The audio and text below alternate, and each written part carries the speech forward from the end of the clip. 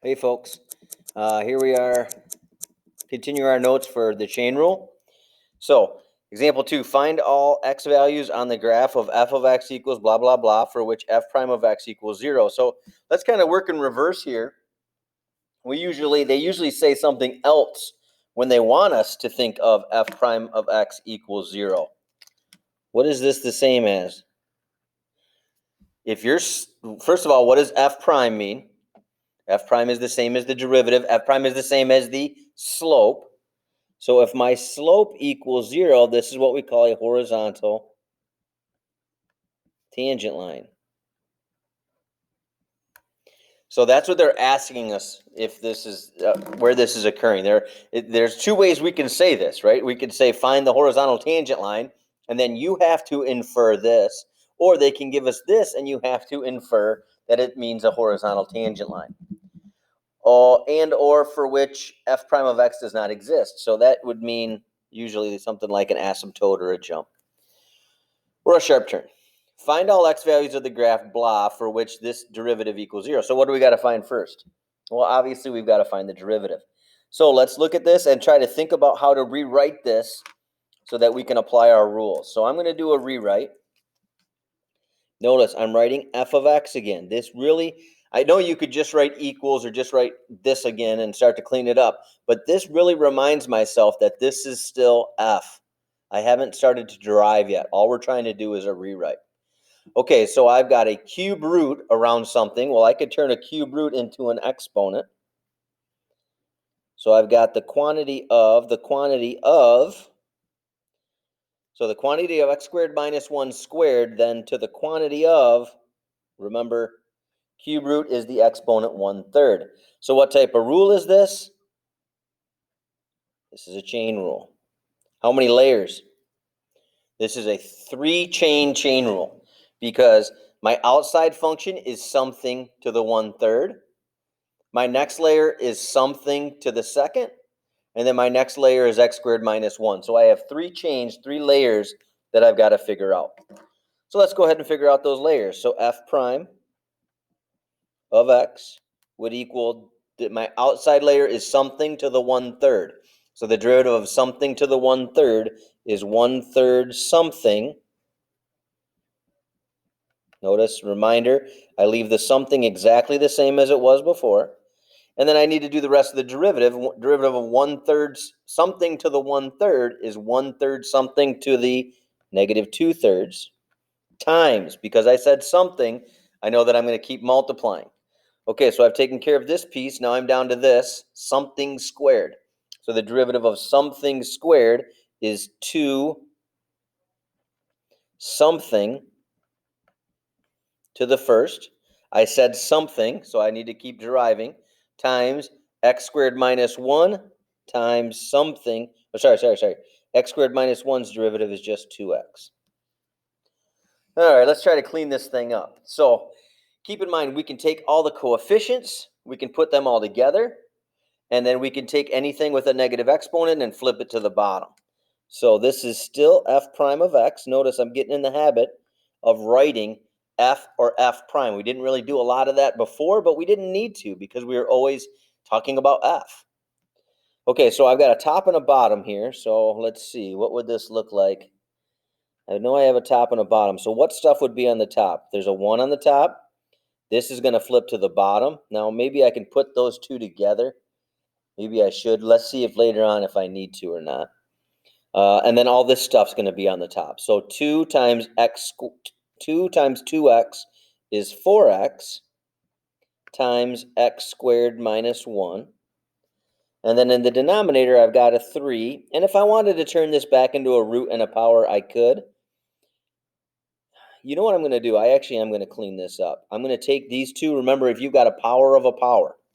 So if you have x to the second to the third, and I do this over and over again, and I've taught math for 20 years, and I have taken through Calc 4 and partial differentiation, I still make myself an easy example so I can remember what this shortcut is. X squared to the third means x squared, x squared, x squared. So how many do I have? I have 6 of them. So what's the shortcut? To multiply. So if I've got this thing to the second and then again to the negative 2/3, I can multiply those exponents together. And so I would get x squared minus 1 to the 4/3. So the 2 times the negative 2/3 was negative 4/3, but I flipped it to the bottom so the negative wasn't there anymore. Okay, now remember, that's the derivative, but that's not the question. The question was for which derivatives, for which x's does the derivative equal 0 and or does it not exist? So I would take this thing and I would set it equal to, pretty obvious, 0. Okay, so there's two things here. I'm looking for when the derivative equals 0, so I'm trying to solve this equation, but at the same time, I'm trying to figure out if there's any problems with my derivative. And right away, hopefully your math voice was hollering at you, we see some problems here. We've got a big problem. We've got an x on the bottom. So this,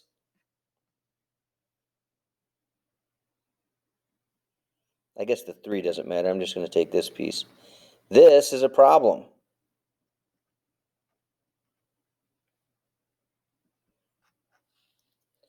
So I would go ahead and I'd try to solve this thing. So for which values of x would cause a 0 on the bottom?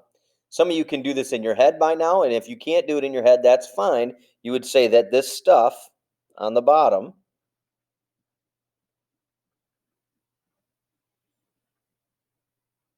(4/3), when does that stuff equal 0? Because when the stuff on the bottom equals 0, we have a problem. Well, I would divide by 3, which would still be 0.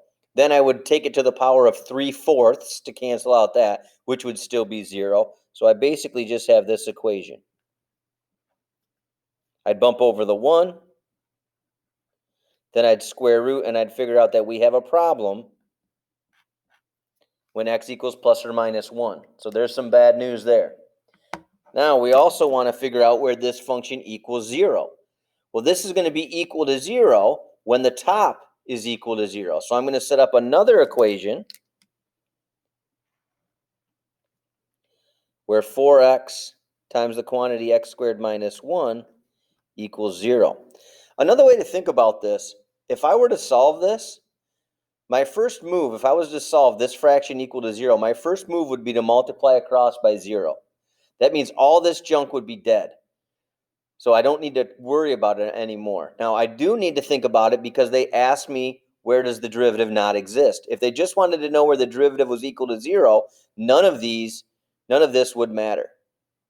Okay, so now we've got something that's already factored equal to 0, which means we can solve it. So 4x equals 0, x squared minus 1 equals 0. So x equals 0, x equals plus or minus 1. Well, that's interesting. So what does the x equals plus or minus 1 mean for here and here? I think that, yeah, that means that there's a hole, doesn't it? That means that we have a hole at that spot.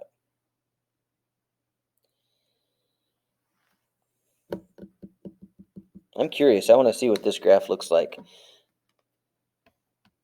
Yeah, it can't be. It can't be. We can't be continuous there. So I don't need to look at, let's look at the graph anyway. Let's just see. So y equals, we are doing the 3 math root, the cube root of the quantity x squared minus 1 squared. Let's see how nasty this graph looks. Oh boy. Interesting. Zoom. Let's do a zoom box. So I'm going to zoom. Remember how this works? I can set a box up around the graph. I'm going to zoom into this area right around the origin. It looks to me like we've got some sharp turns. Let's see if that's what it really looks like. Boom! Sharp turn. What's the derivative there at 0? Yep. So we would say that, let's do a little write-up now. We'll do it in green. F prime of x equals 0 if x equals 0, and f prime of x equals dne if x equals plus or minus 1.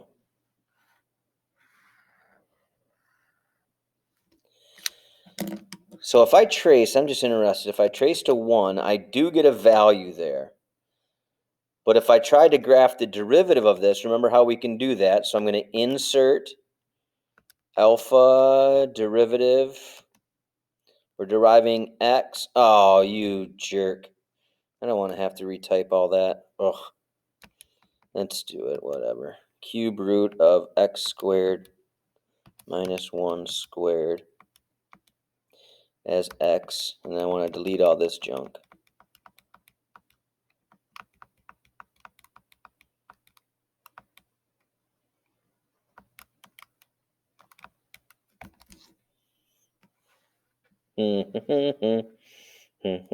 Oh, asymptote, baby. You see it? Asymptote. Window. Let's do negative 5 to 5. Dun dun dun dun dun dun dun dun dun dun dun dun.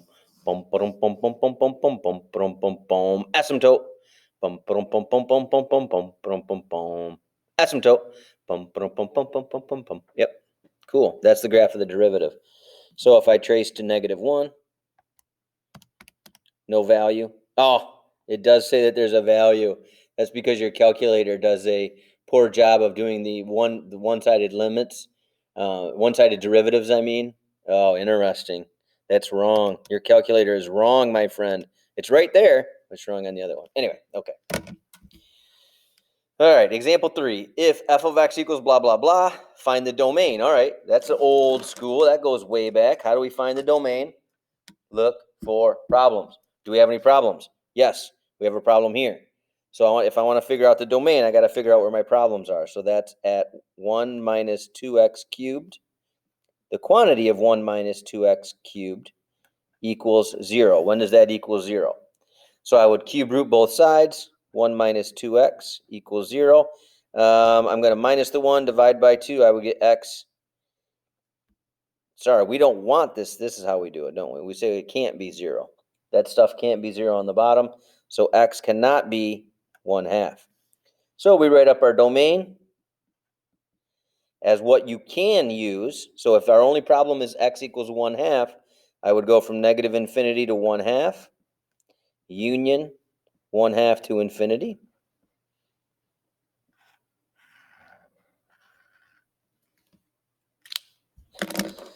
Easy peasy. Show that the slope of every line tangent to the curve of f of x is positive. All right, hold on. Show that the slope of every line tangent, stop there, write yourself a little note. The slope of every line tangent, what is that?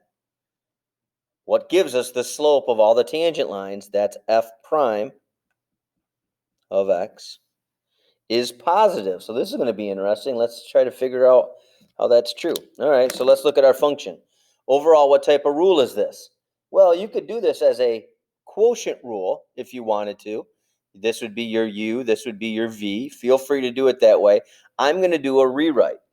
I'm going to rewrite this as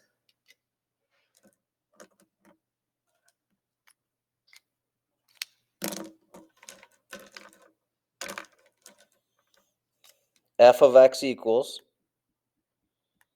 and what I'm going to do is I'm going to take this from the bottom and bump it to the top. So that's the quantity of 1 minus 2x to the negative 3. Now what type of rule is this? This is a chain rule. So what's my outside function? Something.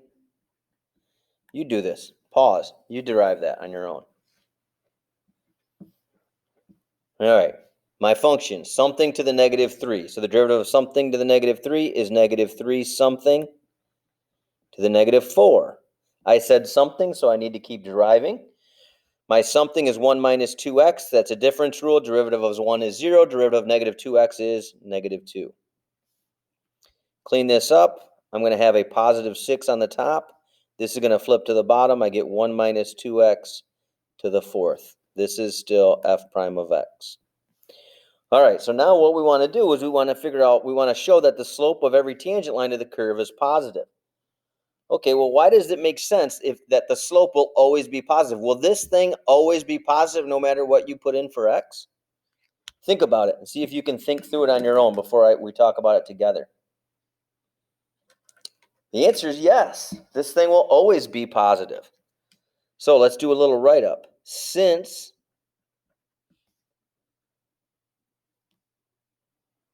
let's do it like this. I'm going to try this way. F prime of x is greater than 0 because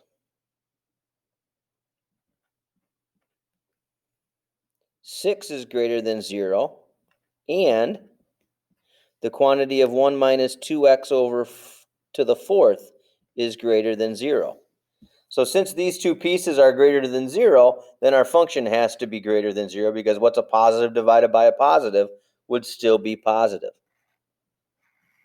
There's our little justification. We have now shown that f prime will always be positive.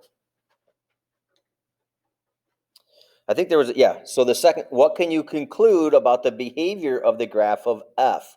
What can you draw from this? So if f prime is always positive, what does that mean for all of our slopes? Our slopes are always positive, which means our graph needs to always be pointing upward, upward, upward. What's our math word for that? It starts with an I. Excuse me. Hopefully you said increasing. So we would say then at the end here, since, this is the answer to the second part, since f prime of x is greater than 0, then f of x is increasing. So that's a new connection, and that's what we're going to talk about big time in Unit 3. If your slope is positive, then your function is increasing over that interval. We'll talk more about that when we get there. Okay, next up, we're talking about this move, factor out least powers. So this is going to be a crazy move. It's going to be kind of overwhelming at first, but if you stick with it, it's actually not too bad. All right, so first of all, so each of the following find dy dx. So we have to derive this. So what type of rule would you do as you derive this? Well, overall, I've got two things multiplied together. So overall, this is a product. Now, as I derive this, I would need to derive this piece, and I need to derive this piece. The derivative of x squared, that's just power rule, no big deal. This is something inside of something else. So this is a product rule with a chain rule. So let's start off with our product. Our product would be u equals x squared, u prime equals 2x, v equals, okay, now I'm going to do a rewrite on this piece.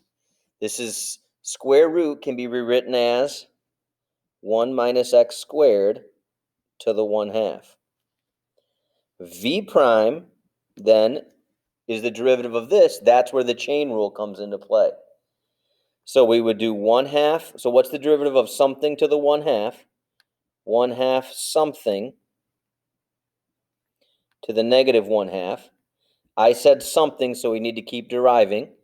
So that means I'm deriving now 1 minus x squared. The derivative of 1 is gone. That's a difference rule. So derivative of 1 is gone. Derivative of negative x squared is negative 2x.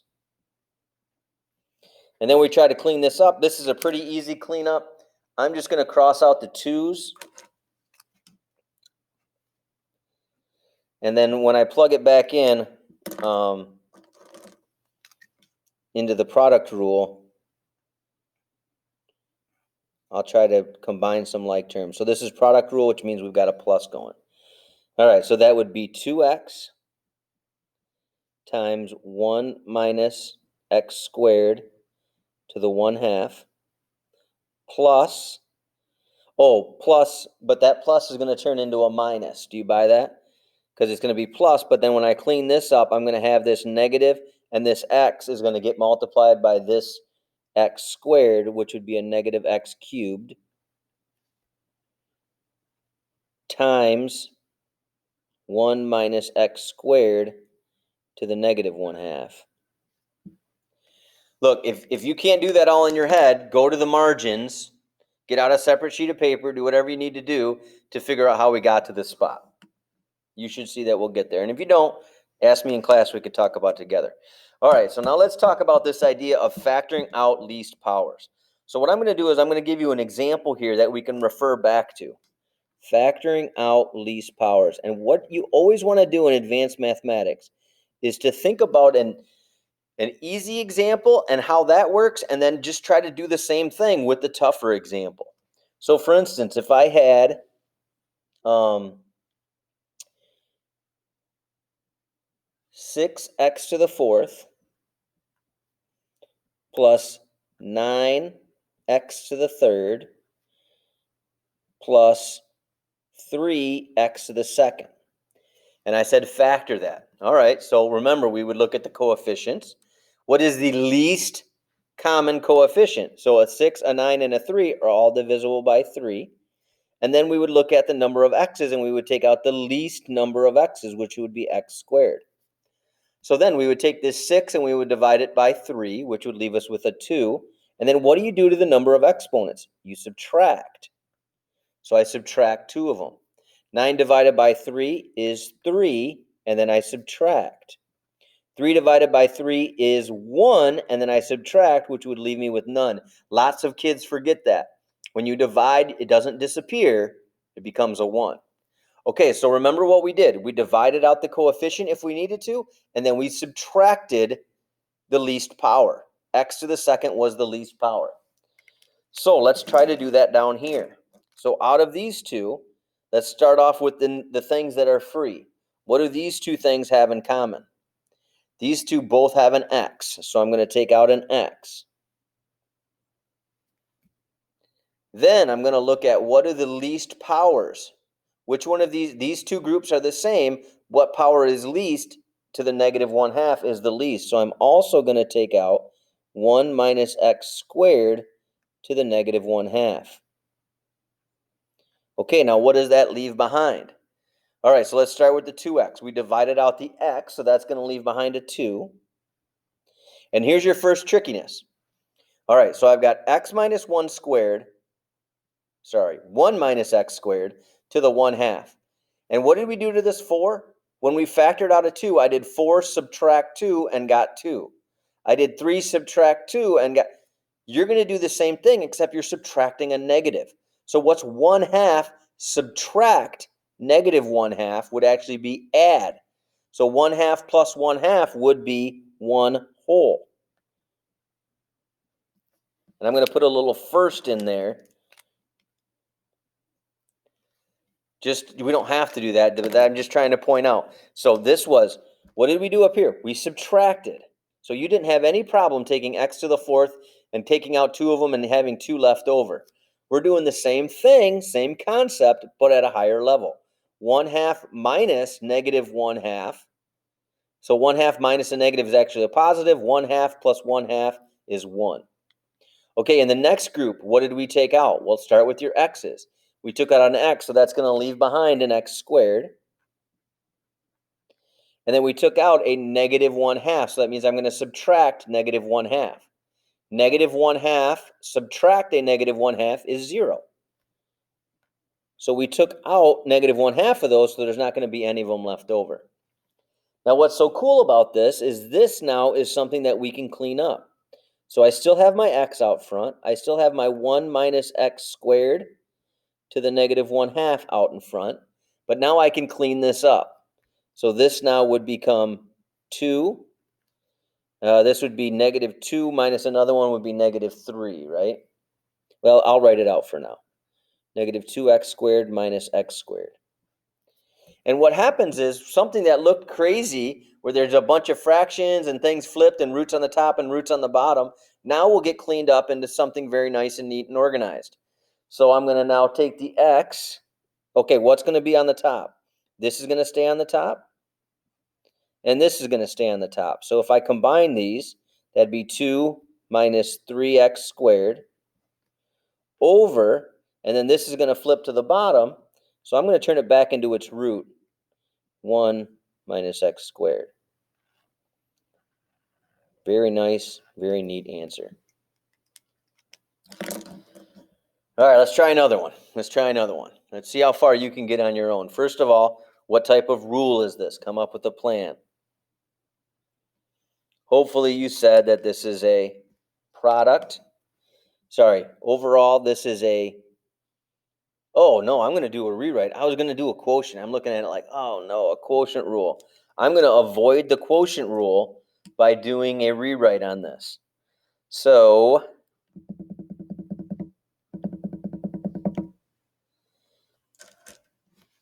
I'm going to rewrite this as, I'm going to take this from the bottom, I'm going to bump it to the top. Now that still leaves the x up there. But when I bump this from the bottom to the top, this is going to be x squared plus 4 to the what? Pause and think about it.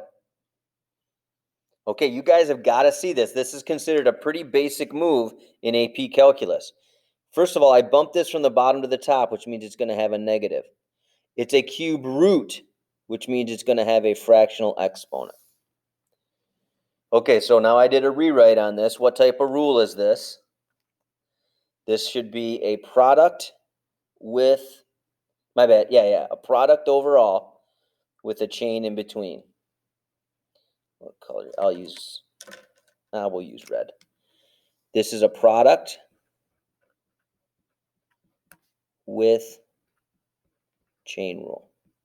Because what's between these two things? Multiply. And then this is something inside of something else. So I'm going to start off with my product rule.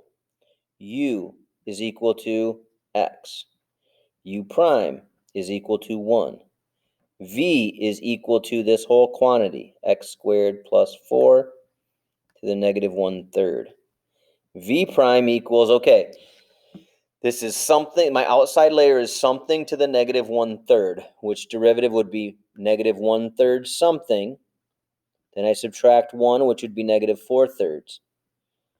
Now I said something, so I'm going to multiply by the derivative of the something is just 2x. Doesn't look like anything's going to clean up here when I put these together, so I'm going to wait to put them together up here in the actual problem. Okay, so, all right, how are we going to do this? So u prime v, so that's going to be x squared plus 4. Why did I push this over? Why didn't I start way earlier? Oh my gosh. Negative 1/3. Okay, so it's supposed to be plus, but I'm going to take all these coefficients and multiply them all together. So I'm going to take, it's going to be a negative. I've got 2x times 1/3 times another x. So 2 times 1/3 is my 2/3. X times x is an x squared. And then I still have x squared plus 4 to the negative 4/3. Yeah, boy. All right, so now I want to try to factor out least powers. So I always start with the easy stuff, which is the coefficients. These are getting a little bit more complicated. Do I have any x's here that are in common? No. So usually what I do here is if I have a fraction, though, I don't have anything in common, but if I have a fraction, I always factor out that fractional part. So I'm going to take out negative 1/3. That's going to be part of the stuff that I want to get rid of, so I don't have any fractions in here anymore.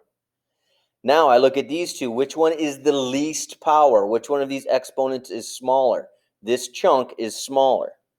So this would be x squared plus 4 to the negative 4/3.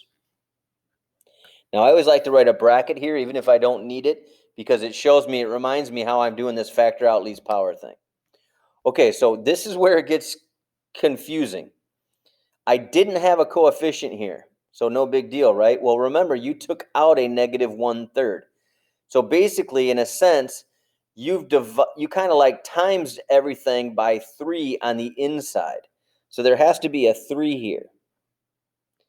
Now let me explain again why that works. Because if I were to distribute, what would be, oh, I don't want to take out a negative 1/3, sorry. Dang it, it should just be 1/3. Okay, so if I do 1/3 times 3, what's left behind? A 1. Okay, now we took out x squared plus 4. We took out negative 4/3 of them, so I need to subtract. So what's negative 1/3 subtract negative 4/3? Well, if you're subtracting,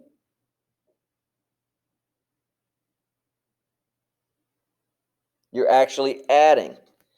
So I would do negative 1/3 subtract negative 4/3, which really would be adding. So what's negative 1/3 plus 4/3? 3/3 or 1. This should always happen. You should get rid of all of those fractional exponents in these scenarios. Okay, in this next part, what did we do? We divided out the 1/3, so that's going to leave a negative 2x squared.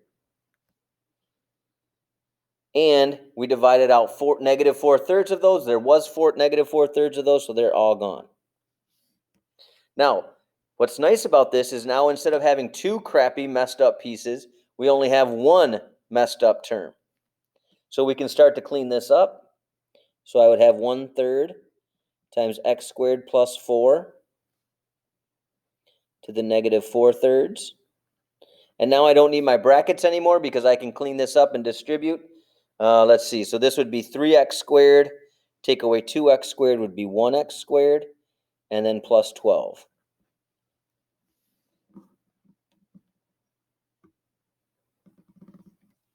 And now I can take this and I can rewrite it into something that looks actually pretty nice. I'm going to have my x squared plus 12 on the top over 3. If you wanted to turn this back into a root, you can. I'm not going to. I'm just going to leave it as x squared plus 4 to the positive 4/3. Okay, so there's your factor out least powers technique. You're going to see this over and over and over again. It's really actually a nice system when it comes to finding where your particle is increasing or decreasing, which doesn't really make sense yet because we haven't done the notes on them. But really take your time on the homework ones and really make sure you understand how to do factor out least powers. All right, let's keep going. Let's see if we can get through the next example at least before I have to switch over. For each function, rewrite if necessary. Find f prime, then simplify. So you're looking at the problem. You got to decide if you need to do a rewrite. So as I look at this first one, my math voice says, yes, you need to do a rewrite because this is read cosine of 5x squared. Cosine of means that that thing is inside something else. So if you've got a function inside of something else, this is a chain rule. But that's nice. It's only one chain. You do it. Pause. Do it. All right, let's see how you did. So f prime of x equals, my outside function is cosine something. The derivative of that is negative sine something. I said something, which means I need to keep deriving. My something is 5x squared, which derivative is 10x. Notice I put it in parentheses to remind myself that these things are multiplied together. Also, that's really helpful when this thing is more than one term. And then to clean it up, we always like to push all the non-trig stuff to the front.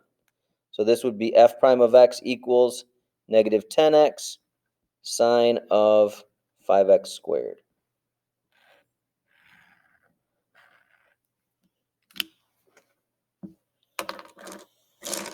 Here we go again. Take a look. Overall, what type of rule? Believe it or not, this is just a straight up power rule. This is a super easy problem. Because what is cosine of 5? I don't know what it is, but I know it's just some number. This is just some constant. So if I had you do the derivative, what's the derivative of 3x squared? Well, you would take 2 times 3 and then subtract. That's the same thing we're going to do here. So game over. F prime of x is equal to 2 cosine of 5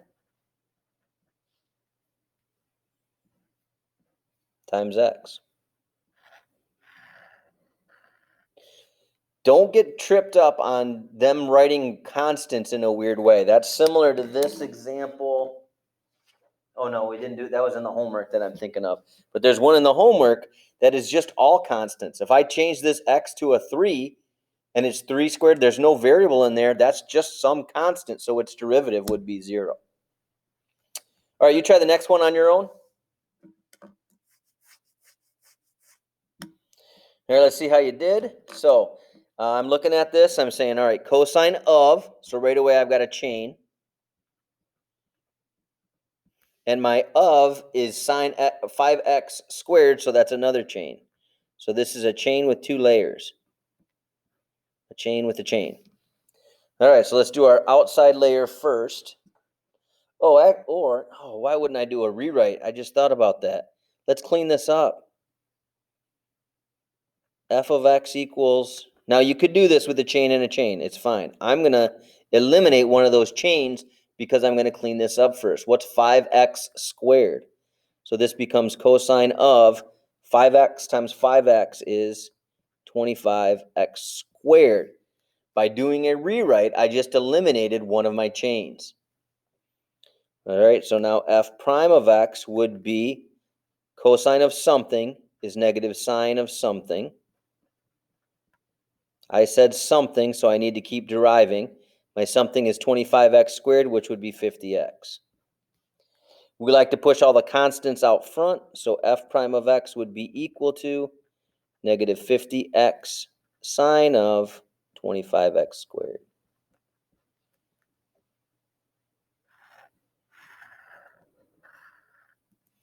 What do you think? Next one's easy peasy. Do the next one. Part D, simple. Well, for us, not for most people. Most people couldn't handle it. That's why we're so BA. All right, so I'm going to do a little rewrite. I'm going to first take this 2, I don't like it there, and I put it around everything so that I know I've got a chain going on right now. So we've got a chain. As I derive my chain, though, this is the something squared is my outside layer. Then my next layer is cosine of, that's another chain.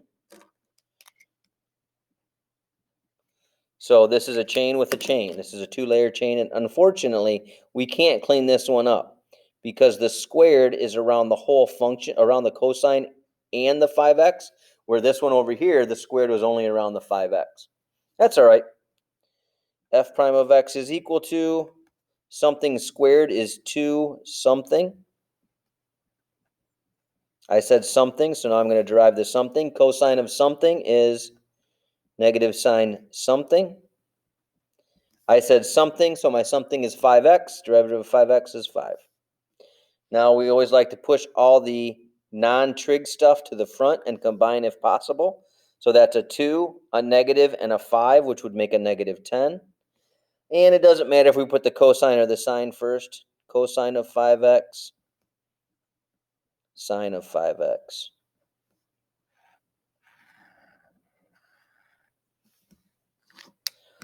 Okay, you try part E again.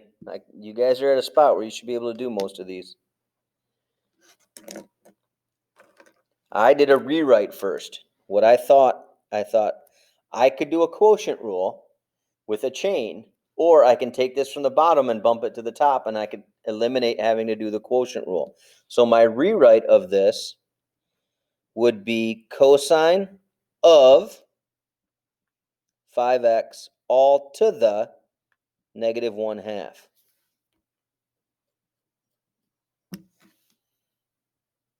What do you think? I bumped it from the bottom, which means it had to be a negative. There was a root, which means it had to be a 1/2. Cosine of 5x, so I put that in there. All right, now we clean this up. This is a chain rule. This is a chain with a chain. 2-layer chain. So f prime of x would be equal to something to the negative 1/2 is negative 1/2 something. Ooh, be careful here. I'm going to subtract 1. So it'd be negative 1/2 minus 2 over 2, which would be negative 3/2 times, okay, my next layer is cosine of something, which would be negative sine of something. I said something times my something is 5x. Derivative of 5x is 5. All right, let's see how we can do cleaning this up. So I want to push all my constants out front. So my negatives are going to make a positive. That's nice. And then I'm going to keep this fraction because I've got stuff that's going to end up on the bottom and stuff that's going to end up on the top. So on top, we have a 5 and a sine x. My bad. A 5 and a sine of 5x. Over on the bottom, I've got a 2. And then this is going to flip back to the bottom. This time I'm going to rewrite it. I want to turn it back into a root just because I want to. So this would be cosine cubed of 5x getting square rooted. Remember that the bottom number is the root and the top number is the power. Let's do one more. I've got to do a Zoom meeting in a second. Don't fall for this. You look at cosine and you think it's some sort of trig function. Well, it is a trig function, but what's the function of? Cosine of what? Of 5. Cosine of 5 is some number. I have no idea what that number is, but it's definitely some number. So when we derive it, that's a constant. What's the derivative of a constant? F prime of x, derivative of a constant is 0. There's no change. Whatever this number is, my function is always at that height. Its slope will always be 0 because it's not increasing nor is it decreasing. All right, so let's stop there and we'll do the rest in another video.